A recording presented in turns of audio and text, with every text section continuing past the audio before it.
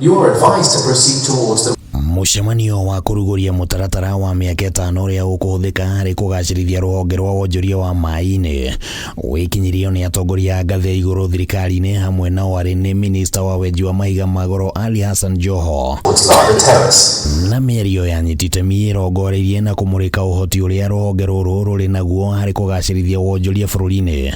Joho akiuga ati ruru ni ruhonge rukoretwo rutiganĩirio kwa ihinda no riu mutaratara uria ugathikitwo ni uguteithĩrĩria KWARAHURA wonjoria wa maai-ini. This strategy corrects that.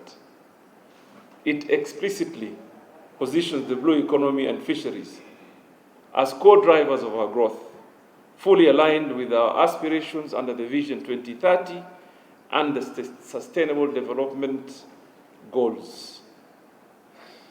At the policy level, this strategy establishes a cohesive framework for coordinate the numerous initiatives related to ocean and aquatic resources. We've just finished doing our National Aerial Geophysical Survey, which has shown the mineral occurrences across our landmass, but we have not done the survey for our blue economy.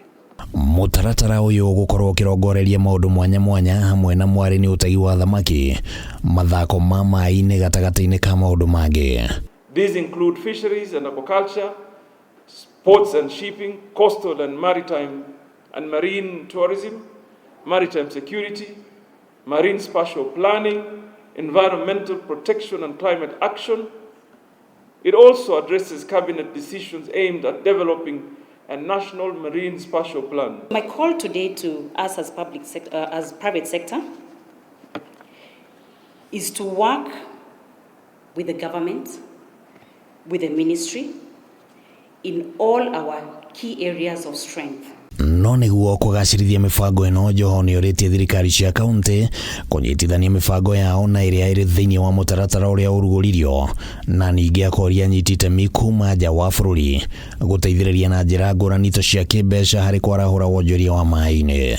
It is essential to incorporate its priorities into your respective plans, be it in transport and infrastructure, tourism, environment and climate change, energy, trade, security and education. The government has invested a lot of resources in partnership with development partners, IFAD, the World Bank and many other partners to ensure that we modernize our ports, we have value chain infrastructure.